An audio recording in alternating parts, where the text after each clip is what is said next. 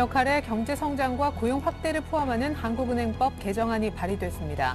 민주통합당 문병호 의원은 하는 목표를 물가 안정에만 한정하라는 것은 한은이 금융자산 계층의 이익만 대변하라는 뜻이라면서 개정안의 발의 배경을 설명했습니다. 은행이 가계에 빌려준 주택담보대출과 신용대출 약 100조 원의 만기가 올해 돌아옵니다.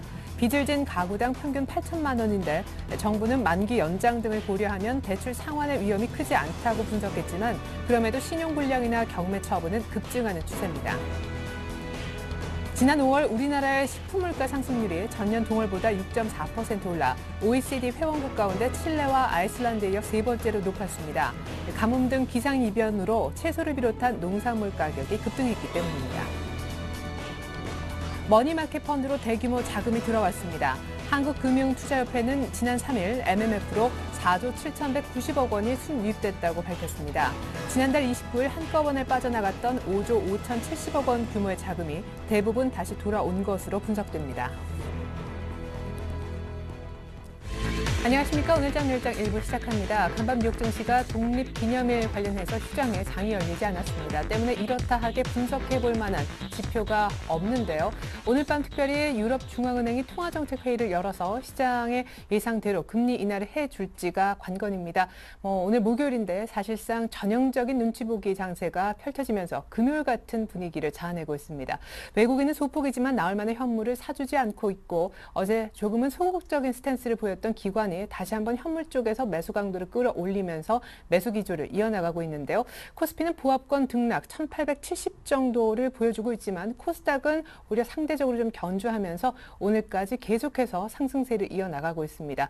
외환 시장을 보더라도 오늘 ECB 통화정책회의 결과를 기다린다는 것을 알 수가 있겠는데요. 아주 오늘 보합권으로 올랐다 내렸다 1130원대 중후반에서 움직이고 있습니다.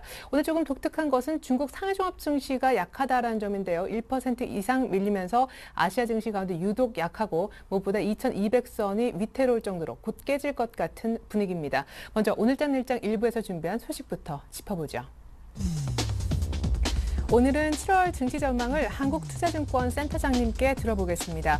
오늘 밤 유럽중앙은행이 금리 인하 카드 꺼낼까요? 6월달 미국의 고용보고서가 나온 이후 FOMC 회의를 통해서 추가 부양 정책이 나올 가능성은 얼마나 되는지와 내일 삼성전자 2분기 잠정 실적 발표 날인데요. 이에 따른 유망업종과 투자 전략까지 함께 알아볼게요. 이어서 알바트로스 투자자문사 신승윤 대표님께는 현 지표 결과로 미뤄볼 때 미국의 3차 양적 완화 즉 Q3 시행은 아직 이른 것인지 2분기 실적 시즌은 적극적인 주식 살 수 있는 기회인지 부양책에 대한 적정한 기대치와 실적 시즌 활용법 체크합니다. 평택촌놈 정호영 대표님의 이기는 전략 시간에는 본격적인 종목 순환매의 시작인가 시장과 연동되는 ETF인 코덱스 레버리지의 투자 전략도 함께 살펴볼게요. 마감 전략인 포트폴리오 시간에는 플래닝 연구소의 김상균 팀장님이 나오실 텐데요. 7월 달까지 중소형주의 상대적 강세는 이어질지 현재 펜 엔터테인먼트란 종목으로 18%, KG 이니시스란 종목으로 14% 높은 수익을 내고 계신데 더 보유해도 좋은지 신규로 사도 괜찮은지 종목 분석과 포트 전략 확실하게 들어보겠습니다. 아직까지 상승 전환은 못하네요. 장중에 한번 확인했었는데 코스피는 현재 1872선 정도를 가리키고 있습니다. 시황센터 먼저 다녀옵니다. 시황센터입니다. 현재 시장에서는 ECB 정책회의를 앞두고 관망세가 작용하는 모습인데요. 코스피 지수가 보합권에서 등락을 거듭하고 있습니다. 오늘 지수는 약세로 장을 출발한 후에 기관 매수세를 바탕으로 반등을 시도하면서 보합권에서 출렁이는 흐름을 이어가고 있는데요. 현재 코스피 지수입니다. 전거래일보다 0.08% 하락한 1872선에서 거래가 되고 있습니다. 현재 시장에서는 기관만이 사주고 있는데요. 1,400억 원이 넘는 순매수 기록하고 있습니다. 반면에 개인과 외국인은 동반 매도에 나서고 있네요. 이어서 코스닥 지수입니다. 코스닥 지수는 현재 엿새째 상승장을 보이고 있습니다. 코스피에 비해서는 강세를 보이고 있는데요. 오늘 지수는 오름세로 장을 출발한 후에 개인 매수세가 유입되면서 꾸준하게 상승 흐름을 유지하고 있습니다. 현재 코스닥 지수는요. 전거래일보다 0.3% 상승한 497선에서 거래가 되고 있습니다. 현재 시장에서는 기관과 외국인을 동반 매도하고 있고요. 개인만이 시장을 지켜주고 있습니다. 개인을 통해서 현재 135억 원의 순매수 기록되고 있습니다. 이어서 환율 흐름 살펴보도록 하겠습니다. 오늘 환율은 ECB 통화정책회의를 앞두고 보합권에서 제한된 등락을 보이고 있는데요. 현재는 재차 소폭 반락한 모습입니다. 현재 환율은요, 전거래일보다 50전 하락한 1135원 선에서 거래가 되고 있습니다. 이어서 코스피 시가총액 상위 종목 살펴보도록 하겠습니다. 삼성전자가 현재 0.25% 하락하고 있는데요. 118만 8천 원에 거래가 되고 있습니다. 자동차주 역시 부진한 흐름을 보이고 있습니다. 현대차가 1.49%, 기아차와 현대모비스도 각각 약 보합권에서 거래가 되고 있습니다. 반면에 LG화학은 3.47% 강세를 보이면서 현재 주당 1,500원씩 상승하고 있는데요. 31만 3천 원에 거래가 되고 있네요. 현대중공업도 강보합권에서 삼성생명 역시 1.73% 상승하고 있습니다. 반면에 현재 SK하이닉스가 0.83%, 한국전력도 2.87% 하락하면서 25,400원에 거래가 되고 있네요. 이어서 코스닥 시가총액 상위 종목 살펴보도록 하겠습니다. 현재 셀트리온과 서울반도체는 1%씩 밀려나고 있습니다. 셀트리온은 29,350원에 거래가 되고 있네요. CJ홈쇼핑도 약보합권에서 거래가 되고 있는데요. 그 반면에 파라다이스는 현재 1%대 강세를 보이고 있습니다. 13,900원에 거래가 되고 있네요. CJ ENM은 2%대 조정을 받고 있습니다. 현재 26,250원에 거래가 되고 있고요. 포스코 ICT 역시 1% 가까운 하락세를 보이고 있습니다. SM은 0.42% 강보합권에서, 위메이드는 현재 2.71% 상승하면서 53,000원에 거래가 되고 있습니다. 이어서 이 시각 특징 업종 및 테마 종목 살펴보도록 하겠습니다. 현재 업종별로는 혼조세를 보이고 있는데요. 건설주가 외국인과 기관의 순매수에 하루 만에 반등에 나서고 있습니다. 현대건설이 2%대, 현재 GS건설과 대우건설은 1%대로 상승하고 있고요. 대림산업이 2.1% 오르면서 97,400원에 거래가 되고 있습니다. 기계주 역시 기관의 러브콜을 받고 있는데요. 7거래일째 상승하고 있습니다. 기계주 살펴보겠습니다. 현재 두산인프라코어가 2.62% 상승하면서 19,550원에 거래가 되고 있습니다. 쌍용 머티리얼도 5% 가까이 오르고 있고요. 큐리어스는 현재 7% 넘는 급등세를 보이고 있네요.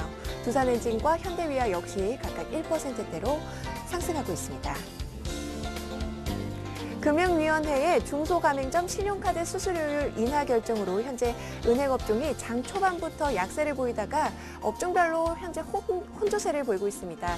우리금융은 3% 넘게 밀려나면서 11,900원에 거래가 되고 있고요. KB금융 역시 2%대로 하락하고 있습니다. 반면에 외환은행과 BS금융지주는 강보합권에서 거래가 되고 있네요. 대선을 앞두고 수조 원대의 지역 현안 프로젝트들이 다시 탄력을 받을 것이라는 기대감에 이제 신공항 관련주들이 강세를 보이고 있습니다. 영화금속은 상한가 기록했는데요. 1,540원에 거래가 되고 있습니다. 영흥철강 역시 7% 넘게 급등하고 있고요. 동방선교도 11% 넘는 급등 양상입니다. 현재 영진인프라가 4.71% 오르면서 1,040원에, 세우글로벌도 3.35% 오르면서 2,460원에 거래가 되고 있습니다. 일본 정부가 신재생에너지에 대한 새로운 발전 차익 제도를 도입한다는 소식에 현재 증권사 전망에 관련주들 강세를 보이고 있습니다. 현재 유니스는 2% 넘게 오르면서 7,850원에 거래가 되고 있고요. 태웅도 11% 급등세를 보이고 있습니다. 현진소재가 9.7%, 용현 BM도 현재 4% 넘게 오르면서 7,440원에 거래가 되고 있네요. 지금까지 시황센터에서 김혜선이었습니다.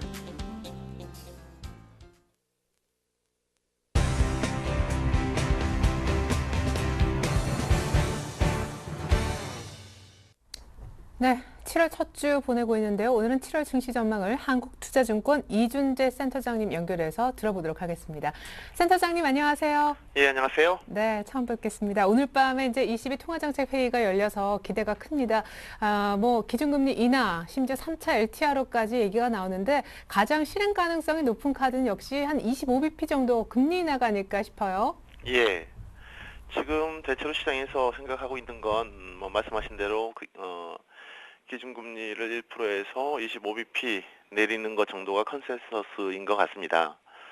다만 실질적으로 지금 이제 금리가 워낙 낮기 때문에 25bp만 내려가지고는 얼마만큼 효과가 있겠냐라는 반론들이 좀 나오고 있는 상황이고요. IMF의 리카르트 총재는 기준금리 인하보다는 국채 매입 가능성이 좀 더 그쪽이 더 효과적이다라고 이야기를 하고 있는 상황인데요. 현재로서는 당장 국채 매입이라든가 3차 LTRO라든가 이런 좀 이 파격적인 대책 당장 나오기는 좀 힘들 것 같고요. 시장에서 예상하고 있는 한 25bp 정도 금리 내리는 정도가 예상이 됩니다. 예, 그렇군요. 한편 미국의 제조업, 특별히 ISM 제조업 지수가 3년 만에 50밑으로 떨어지면서 위축세를 띄었다 해서 시장이 미국과 함께 또 중국 경기 걱정을 하고 있습니다. 중국 경기 턴어라운드 시점도 자꾸만 지연되고 있는데 이른바 G2 국가의 경기에 대해서 어떤 생각 갖고 계시고 또 그에 걸맞는 부양책이 언제쯤 나올 수 있다고 보시는지 들어보고 싶어요. 예, 말씀하신 대로 뭐 유럽은 지금 계속 안 좋은 상황이고 미국은 일부 지표들 사이에 굉장히 혼조된 모습을 보이고 있습니다. 근데 뭐 저희가 볼 때는 미국은 그나마 그 중에 제일 경기 상황이 나았다라고 생각이 들고요. 최근에 제조업 지수가 좀 떨어지긴 했습니다만 유럽 영향 안 받을 수 없겠죠. 근데 지금 가장 걱정을 많이 했던 주택 경기는 지금 회복되고 있는 모습이 완연하게 나타나고 있는 상황이라서 미국이 지금 일부 제조업 쪽에서 이 생산 지표가 조금 덜 나올 수는 있지만 여전히 미국은 전체적으로는 딴 여타의 국가에 비해서는 경기 지표가 좀 나은 상황이다라고 생각을 하고 하반기에도 그다지 그렇게 크게 충격을 줄 수 있을 만큼 경기가 그러니까 나쁘게 지표가 나올 가능성은 좀 없는 것 같고요. 그래서 미국은 조금 더 낙관적으로 저희는 보고 있습니다. 다만 이제 중국 같은 경우는 기대가 워낙 큰데요.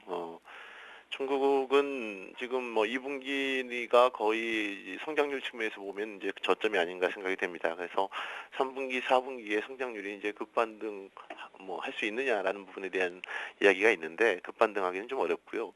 궁극적으로 중국은 과거에 뭐 두 자릿수 증가율, 그 다음에 GDP 8% 성장률 뭐 이렇게 조금씩 내려왔는데 장기적으로 보면 한 7%대 성장률을 기대를 해야 되는 게 아니냐라는 생각이 들고 그 다음에 중국이 수출 중심에서 내수 중심으로의 정책 변화가 지금 이루어지고 있는 상황이라서 사실은 내수 정책이라는 부분은 금방 그게 지표 개선이 크게 나타나진 않습니다.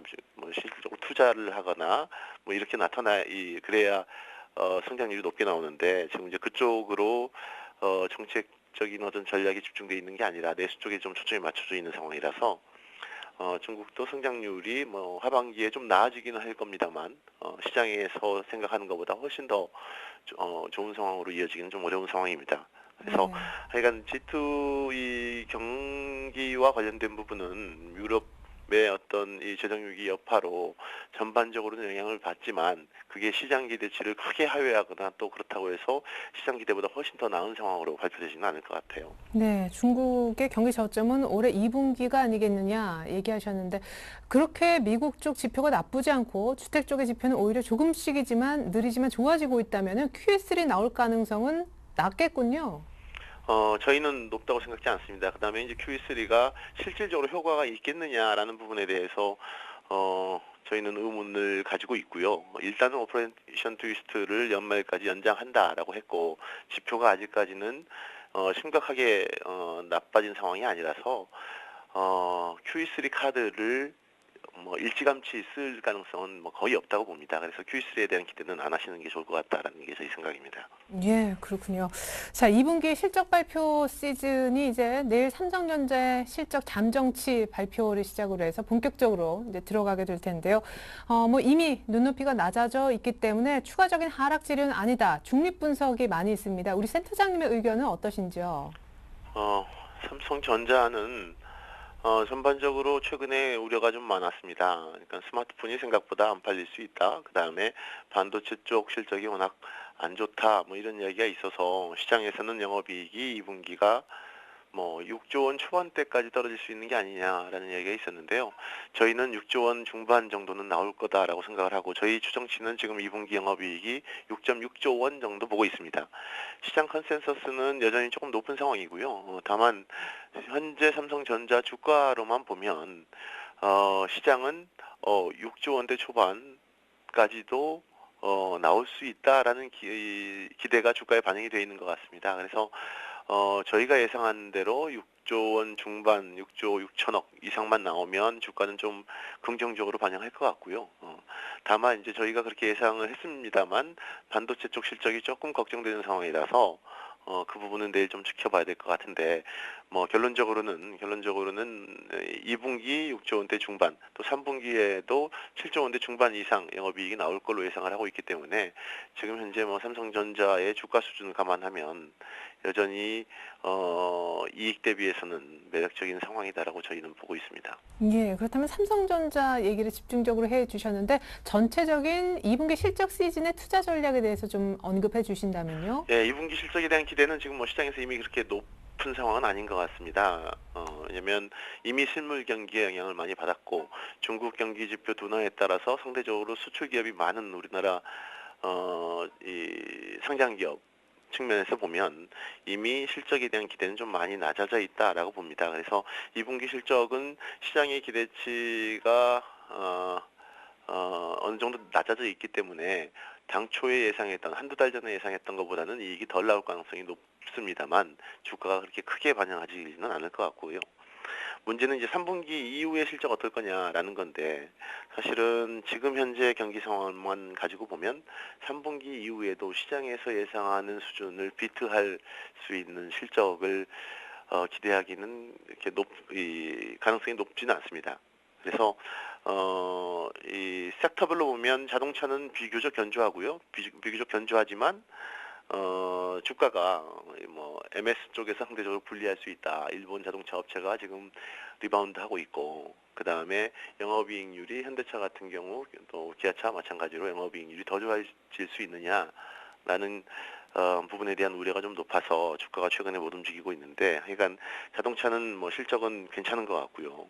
그다음에 IT 쪽도 아까 제가 말씀드렸다시피 삼성전자를 비롯해서 비교적 시장에서 기대한 만큼 정도는 나올 수 있다라고 생각하고, 그 외에 상대적으로 이제 수출 비중이 높거나 뭐 이런 업종들은 생각보다 조금 덜 나올 가능성이 있습니다. 특히 뭐 석유 정제, 그러니까 정제 쪽은 상당히 안 좋은 것 같고요. 예, 그 외에 운송은 상대적으로 좀 이제 단기적인 숫자는 좋은데 그 이후의 숫자 전망이 별로 안 좋을 것 같고, 조선 여전히 시장 기대가 그렇게 높은 상황은 아닌 것 같습니다. 그래서 하반기로 갈수록 실적이 더 좋아져야 되는데 더 좋아지기는 좀 어렵다 이렇게 보고 있습니다. 네. 7월 때 들어서 뭐 EU 정상회담이 잘 나와서인지 변동성도 좀 적고 의외로 1850 위에서 움직인다는 생각이 듭니다. 1850, 뭐 7, 80까지 왔는데 남은 7월 달 코스피 예상 밴드 궁금하고요. IT와 차에 대한 약간의 그런 불안 요소들이 있다면 실적 시즌 뭐 7월 달 유망 업종으로는 어떤 업종을 꼽고 계신지도 들려주십시오. 예, 현재 뭐 저희는 7월 달에 1800에서 1950포인트 정도 예상을 하고 있고요. 이미 지수는 지금 1870대인가요? 예, 거기까지 지금 올라와 있는데 상단 이게 이제 위로 올라갈 가능성이 높냐, 남은 기간 동안 떨어질 가능성이 높냐라는 부분인데, 최근에 시장 분위기로 보면 기대치가 조금 높아진 것 같아요. 그래서 코스피 저점이 조금 올라왔다라는 느낌이 좀 있고요. 7월 초에 그 EU 정상회의, 그다음에 ECB 통화정책 이게 어떻게 나올 것이냐, 그리고 그 이후에 유럽이 어느 정도 안정될 수 있는 모습을 보일 것이냐라는 건데, 약간 7월 달 중에는 어떤 급박한 어떤 상황 반전 이런 상황으로 나올 것 같지는 않습니다. 그래서 비교적 저점을 어느 정도 높여가는 단계로 7월 한 달을 바라보시면 될 것 같고, 업종별로는 사실 아까 제가 말씀드렸던 이제 IT하고 자동차는 기본적으로 뭐 이 일부 수급에 대한 우려가 있습니다만 실적이 굉장히 견조하기 때문에 조금 길게 보시고 삼성전자 사셔도 전혀 문제 없을 것 같고요. 현대차, 기아차 기관들의 반응은 뭐 썩 좋지 않습니다. 아까 말씀드렸다시피 이익은 많이 나오지만 영업이익률이 떨어질 수 있고, 그다음에 경쟁이 일정 부분 이제 일본 업체들이 지금 반등하고 있는 상황이라서 그런 우려가 있습니다만, 저희는 길게 보면 현대차는 아직 굉장히 싼 구역이 있다라고 생각을 하고요.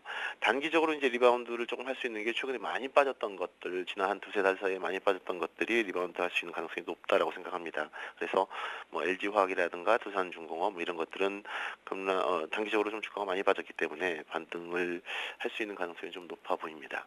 네, 7월달 1,800에서 1,950까지 본다. 길게 보면 역시 IT 차 괜찮지만 단기로는 낙폭과대주의 반등도 높게 점쳐진다는 얘기 들어봤습니다. 지금까지 7월 분석의 한국투자증권 이준재 센터장님이었습니다. 도움 말씀 감사합니다. 예.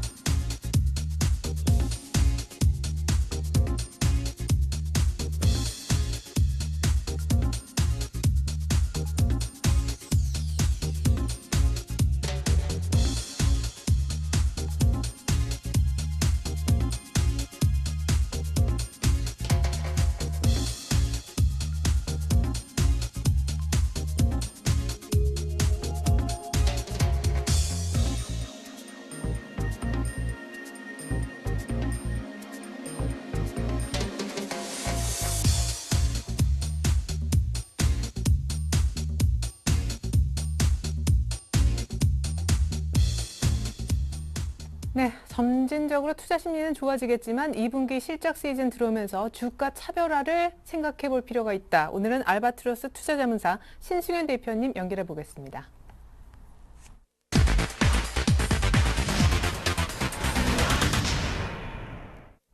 네, 대표님 안녕하세요. 안녕하십니까? 네, 22 통화정책회의 삼성전자의 실적 가이던스 이벤트 앞두고 시장 좀 숨을 고르는데 먼저 22 통화정책회의에 대해선 혹시나 기대치만큼 결과물이 안 나올 수 있음도 대비를 할 필요가 있나요?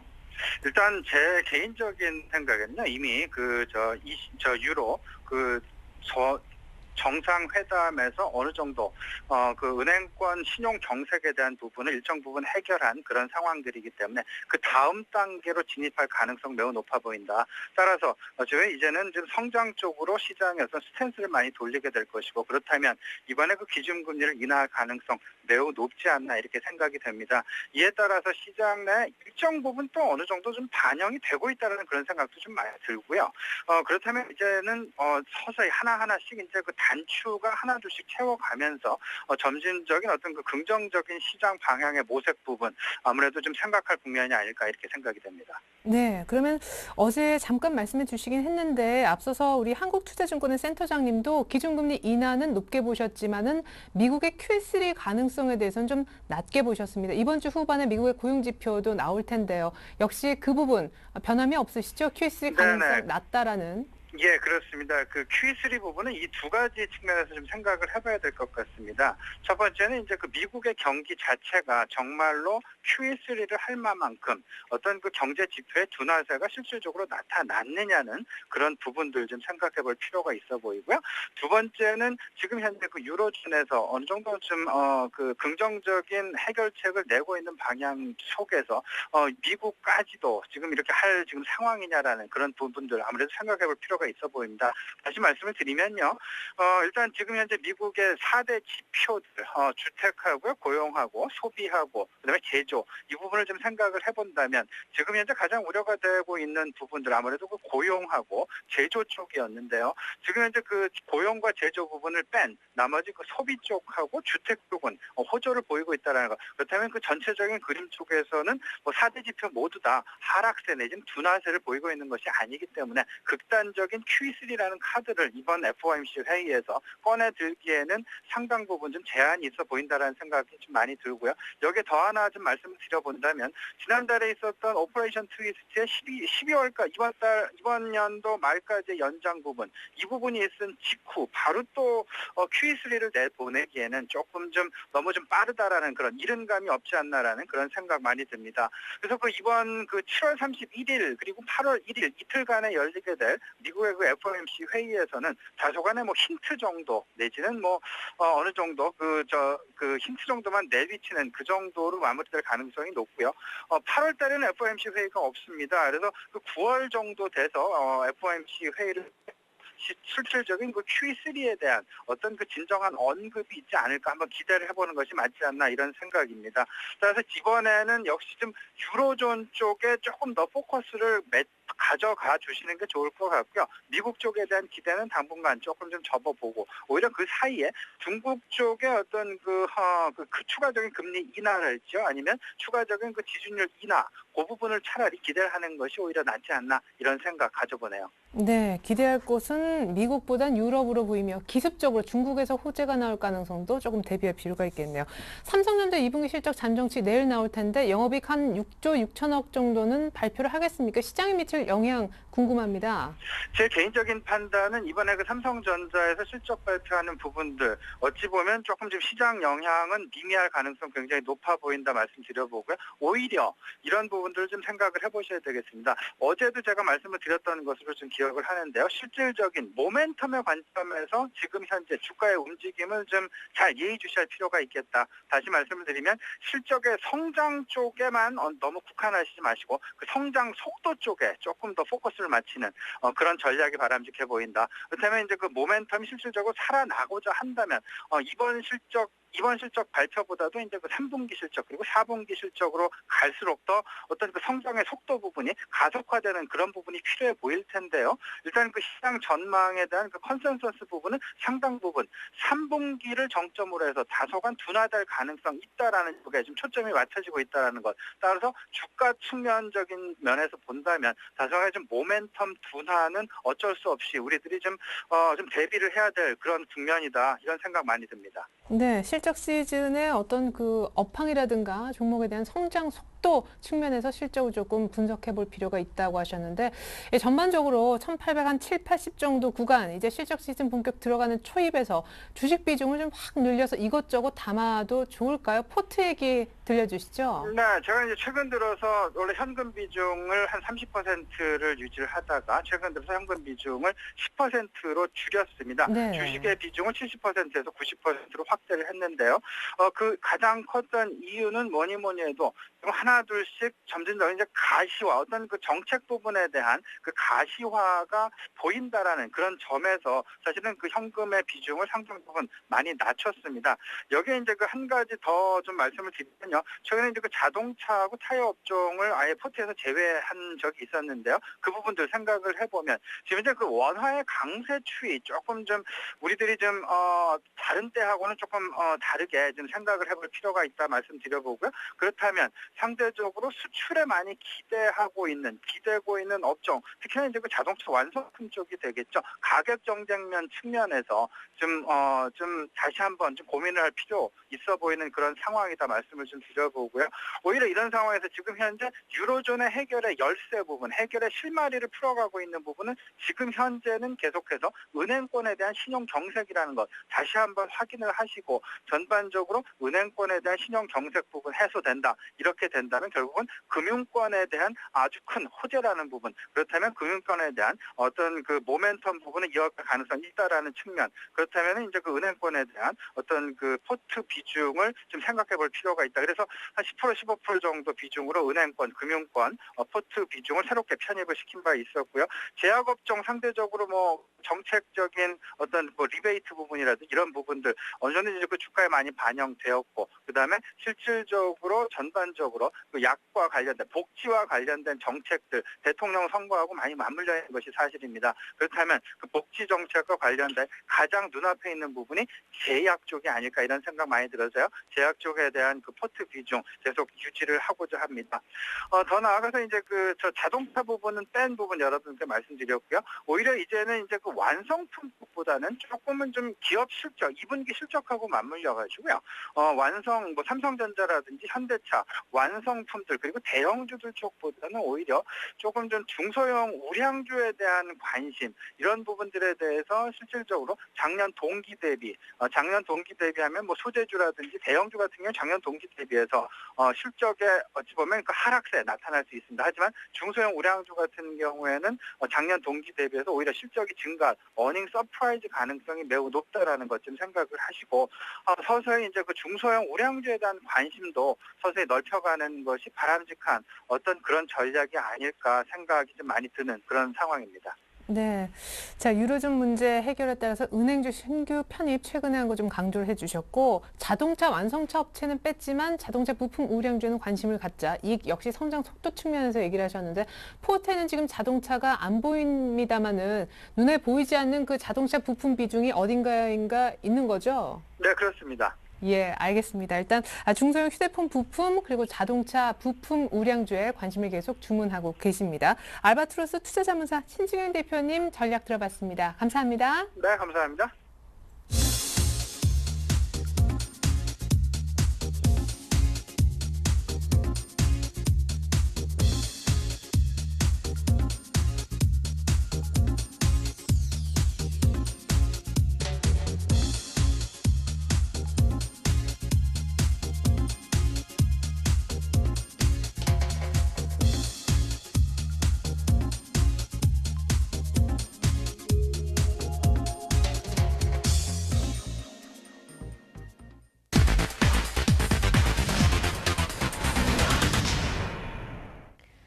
네, 안녕하세요. 평택촌놈의 이기는 전략 김보람입니다. 정우영 대표님과 함께 오늘장, 내일장 이야기 나눠봅니다. 대표님 안녕하세요.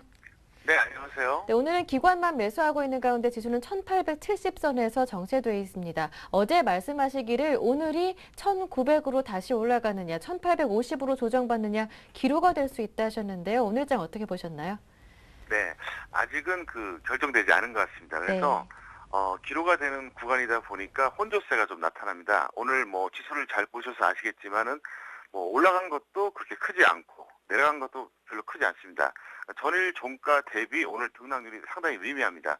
전일 종가가 1874선이었는데 오늘 고점이 1878, 저점이 1866이니까 실제로 보면은 전일 대비로 봤을 때 10포인트도 지금 별 차이가 안 납니다. 위로 겨우 4포인트, 아래로 이제 8포인트 정도인데요.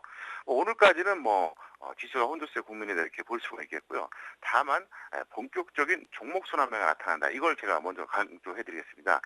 현재 보시면은 이제 전보다 지수에 비해서는 이제 상승 종목이 상당히 많습니다.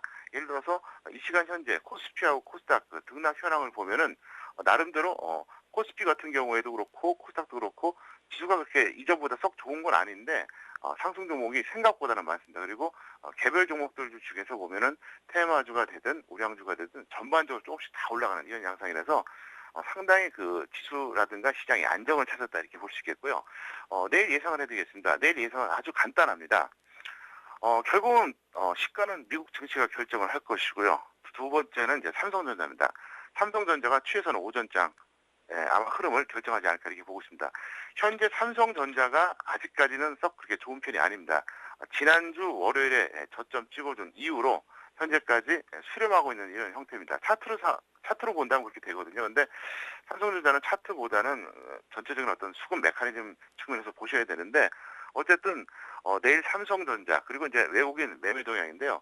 일단은 저는 현재까지는 어떻게 보냐면 내일도 큰 무리가 없이 저는 서서히 상승해주는 패턴이 이어지지 않을까 이렇게 전망하고 있습니다. 네, 시장을 안정을 되찾는 중이다 이렇게 정리해 주셨는데요. 그렇다면 주식 비중은 얼마큼 담아볼까요? 예, 여전히 똑같습니다. 1900선이 돌파가 되면 그때는 제가 비중을 좀 더 줄이던가 그대로 유지하던가 이렇게 고민을 할 텐데요. 아직은 그럴 필요가 없을 것 같습니다. 그래서 1850선 이상에서는 직장인 75%, 전업 100% 유지해 주시기 바라겠고요. 만일 1850선 미만일 경우에는 직장인 50, 전업 75%가 되겠습니다. 그래서 정확하게 오후 2시 50분 기준입니다. 그렇게 해주시면 되겠고요. 별다른 일이 없다면 그냥 그대로 끌고 와도 무난하지 않을까 저는 이렇게 생각하고 있습니다. 네. 네, 그리고 오늘은 목요일이기 때문에 추천 종목 AS 해주시는 날인데요. 지난주 수요일에 주셨던 코덱스 레버리지 재점검해 주신다고요? 네, 코덱스 레버리지에 대해서 잘 모르시는 분들 위해서 한 말씀 드리겠는데요. 간단합니다. 코덱스 레버리지는요, 쉽게 말해서 지수에 투자하는 겁니다. 보통 지수가 상승한다고 하더라도 우량주를 잡은 경우에 어떤 종목은 지수보다 좀 더 강한 종목이 있지만 어떤 종목은 반대로 좀 지수보다 약한 종목이 있거든요. 그래서 지수가 가도 사실 소외당하는 이런 경우가 있어요. 근데 레버리지는 거의 연동하기 때문에 거의 100% 연동한다고 보면 됩니다. 그래서 그런 측면에서 제가 이제 말씀드렸었는데 지난 그 6월 27일 종가면서 사들었죠. 1,900원입니다. 그런데 현재가가 11,565원 정도 가리키고 있습니다. 그래서 이거는 만약에 손절가만 오지 않으면은 중기적으로 보유를 지속해달라. 이걸 먼저 말씀드리겠습니다. 그리고 손절가는 종목의 가격보다는 이렇게 보세요. 코스피 지수가 1,800선을 이탈하면 그때는 그냥 장중이든 종가든 무조건 정리하세요. 만약에 1,800선 이탈하면 여기서 또 한번 1,800선 이탈된다 그러면 상당히 좀 보수적으로 봐야 되거든요. 그래서 그때는 무조건 정리해 주시고요. 그게 아니면 여기서 뭐 조금 더 올라가든 뭐 한 20%씩 나오든 이런 거 무시하시고요. 일단 중기적으로 계속 보유해 주시기 바랍니다. 왜 그러냐? 제가 앞서서 말씀드렸죠. 우량주를 잘 잡아서 지수보다 더 강한 종목을 보유해서 홀딩하는 경우 아주 좋은데 의외로 지수는 가는데 상승하지 않는 우량주도 있습니다. 그거보단 차라리 레버리지가 낫습니다. 그래서 이게 이제 제가 볼 때는 특별한 일이 없으면은 하여간 계속 좀 홀딩해달라 이렇게 좀 말씀드리겠습니다. 네, 지난주 수요일에 주셨던 코덱스 레버리지 지금 수익 중이실 텐데요. 목표가를 조금 수정해 주셨습니다. 애초에 10% 수익이었는데 1,800선 코스피가 이탈하지만 않는다면 중기적으로 보유해보자라고 말씀해 주셨습니다. 오늘 도움 말씀 잘 들었습니다. 고맙습니다. 네, 감사합니다. 네, 지금까지 평택촌놈의 이기는 전략 김보람이었습니다.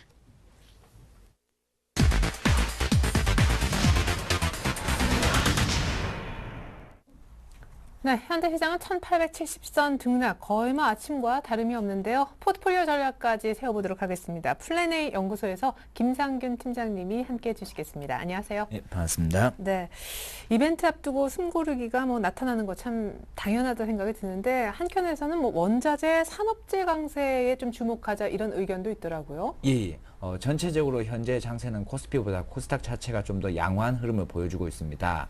상대적으로 코스피보다 코스닥이 최근에 많이 빠졌기 때문에 기술적 반등이라든지 여러 가지 펀드멘탈 자체가 우수하기 때문에 코스닥 종목 중에서도 어느 정도 강세를 보여주고 있다고 볼 수 있습니다.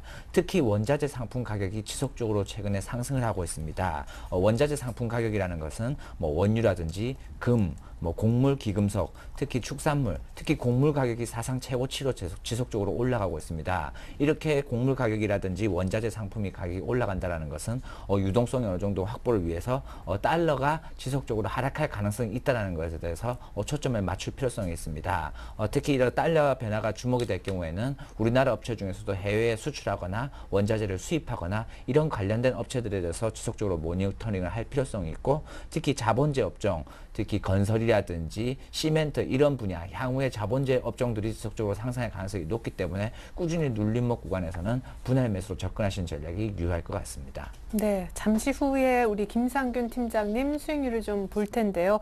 많이는 뭐 18.6%까지 6월 중순에 편입한 종목의 수익이 나고 있습니다.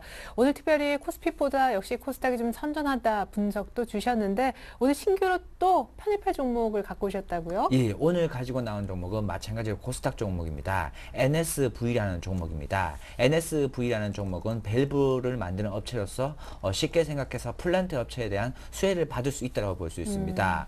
산업 자체의 흐름을 살펴보게 될 경우에는 플랜트에서 수주가 일어날 경우에는 관관 업체에 다시 수주가 일어나고 다시 피팅 업체 그리고 마지막으로 밸브 업체에 대해서 수주가 일어나게 됩니다. 2010년도와 2011년도에 이미 플랜트 업체들의 수주가 발주가 일어나기 시작했고 특히 피팅 업체들에 대한 실적세가 증가세가 많이 눈에 띄고 있습니다. 마찬가지로 그 다음 실적이 향후에 올라갈 종목들은 밸브 업체라고 보시면 되겠습니다. 이미 2012년도 1분기부터 턴어라운드를 시작했고 지속적으로 턴어라운드에 올라가면서 실적 증가세가 눈에 띄게 증가할 가능성이 매우 높다고 볼 수 있습니다. 올해 예상 실적 가이던스를 보더라도 순이익이 55억 이상 나올 것으로 계산하게 될 경우에는 밸류에이션이 약 3에서 4 정도밖에 되지 않는 매우 저평가 상태라고 볼 수 있습니다. 그렇기 때문에 이 NSV라는 회사도 꾸준히 분할 매수로 접근할 경우에는 장기적으로는 큰 이득이 날 수 있다고 볼 수 있습니다. 그리고 단순 실적 말고도 PK밸브라는 밸브 업체 중에서도 1위인 업체가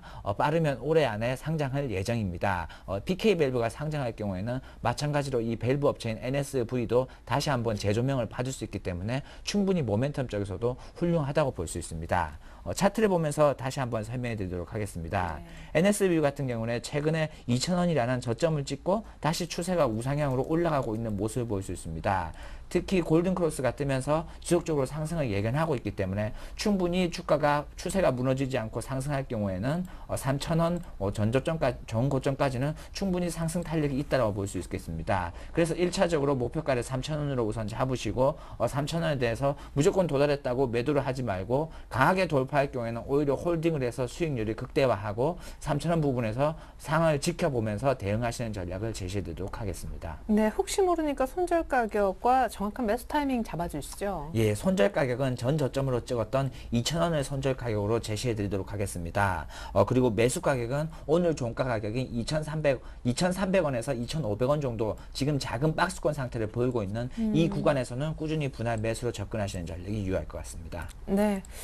자, 지금까지 NSV라는 플란트 수주 수혜를 받을 수 있는 밸브 생산업체에 대해서 설명을 들어봤는데요. 이렇게 이름도 잘 익숙치 않은 중소형주, 매매도 좋을까라고 생각하시는 부분이 있다면 제가 지금부터 보여드릴 수익률에 좀 집중해 보시면 좋을 것 같습니다. 거의 다 중소형주로 채워서 거의 뭐 한 달도 아니죠. 일주일 만에 11% 이렇게 평균 수익률의 종목별 제가 방금 계산해 보니까 11% 이상 기록하고 계신 김상근 팀장님이신데, 그러니까 결국 이 종목도 잠시 후에 보겠지만 지난주 JMT도 일주일 만에 지금 11.2% 수익이 나고 있거든요. 예. 금방금방씩 쑥쑥 수익이 날 수 있겠네요. 그런데 너무 짧은 기간에 지켜보기보다는 오히려 장기적으로 봤을 때는 11%의 수익으로 만족하지 마시고 적어도 50%에서 100% 세 자리 수익률까지 노려보는 것도 나쁘지 않을 것 같습니다. 그러니까 이 종목도 지금 오늘 종가에 사면은 3,000원, 4,000원 이렇게까지 갈 수 있는 거의 2배 가까이. 예, 좋습니다. 그 기간은 어느 정도? 예, 최소한 실적을 보고 투자하는 거기 때문에 약 2분기의 실적, 적어도 6개월 이상은 보유하셔야지 약 50에서 100% 정도까지의 수익률을 나올 것으로 예상하고 있습니다. 네, 좋습니다. 제가 아까 계속 언급만 드렸는데 눈으로 직접 보실 수 있도록 기존 포트의 수익률 확인해 보겠습니다. 자, 김상균 팀장님의 포트 현금은 아주 가볍게 담겨져 있고요. 펜엔터가 추가 매수돼서 40%, NC소프트가 10%, 모베이스, KG 이니시스, 샘표식품, 지난주 JMT까지 종목 모두 6개고요. 비중 펜엔터를 제외하고 모두 다 10% 비중으로 들어가 있는 상황입니다. 수익률을 오늘 낮 12시 기준 집계해 본 결과인데요. 자, 펜엔터가 5월 초에 샀는데 18.6%, 지난주보다 좋아졌고, 샘표식품 역시 6월 19일 날 추천됐는데 지난주보다는 더 나아졌습니다. 그리고 지난주 대비 큰 폭으로 수익이 껑충 뛴 것이 바로 그렇죠. NC소프트가 지난주보다 좋아졌는데 이익 실현이고요. 펜엔터가 월요일 날 11% 급등했었고, 모베이스도 전일에 5% 급등한 바 있습니다. KG 이니시스도 14.2%, 전일 날 거의 1차 목표가까지 들어갔고요. 한 종목 더 있죠. 예, 지난주에 언급해 주셨던 JMT라는 뉴 아이패드 수혜주가 있는데 보십시오. 편입일이 6월 28일인데요. 일주일 지난 오늘 수익률이 11.2%를 찍고 있습니다. 김상균 팀장님, 축하드립니다. 이런 분이 진짜 안 계세요. 보통 이제 대형주 위주로 많이 투자를 하시는데 중소형주 중에서도 밸류에이션이 훌륭하고 실적이 받쳐주는 종목들이 매우 많습니다. 이런 종목들을 지속적으로 목요일 날 제가 한 종목씩 언급해 드릴 테니까 지속적으로 관심을 가질 필요성이 있습니다. 예, 우리 김상균 팀장님은 매주 목요일 일부 말미에 출연을 해주고 계신데, 자, NC소프트 일단 한 11% 정도 수익 보고 팔자 현금화 의견 주셨으니까 차례차례 짧게 AS 시작해 볼까요? 예, NC소프트에 대해서 매도 의견을 보내는 것은 마찬가지로 그 포트폴리오 관리 차원입니다.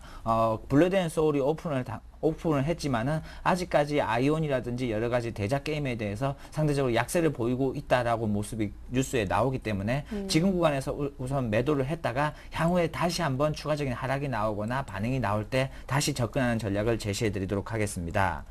그리고 샘표식품 같은 경우에도 추가적으로 계속적으로 상승을 하다가 최근에 어느 정도 횡보하는 모습을 보이고 있습니다. 자사주 매입이 끝나면 동시에 추가적인 매수라든지 매도라든지 이익 실현을 할 예정이기 때문에 우선은 홀딩을 해서 지켜보는 모습을 보이도록 하겠습니다.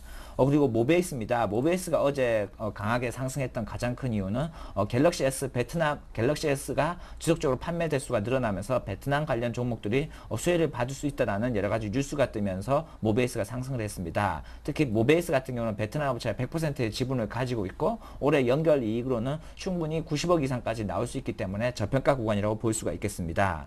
그리고 KG 이닉시스 같은 경우에도 지속적으로 상승을 하고 있습니다. 1차적인 목표가 우선 8,000원 정도에 도달했기 때문에 네. 한 번 더 8,000원을 돌파할 경우에는 흐름을 지켜보면서 대응을 하도록 하겠습니다.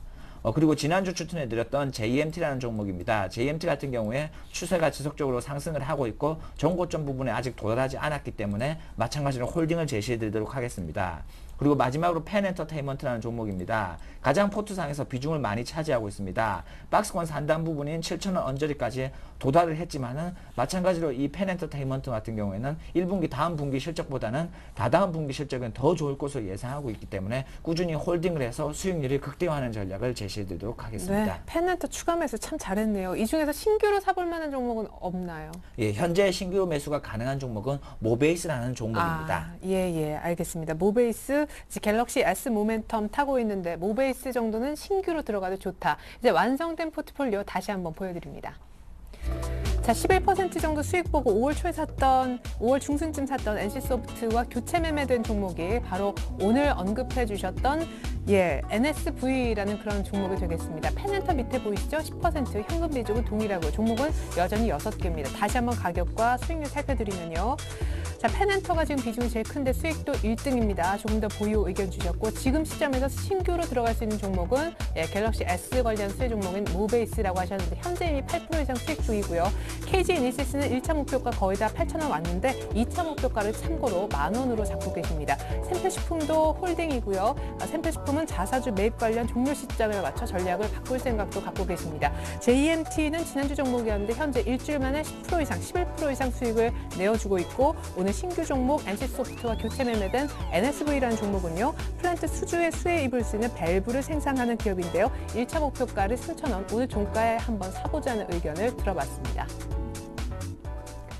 네, 다음 주 시간 목요일에 김상균 팀장님의 높은 수익률 기대 한번 해봐도 좋을 것 같습니다. 오늘 도움 말씀 감사합니다. 수고하셨습니다.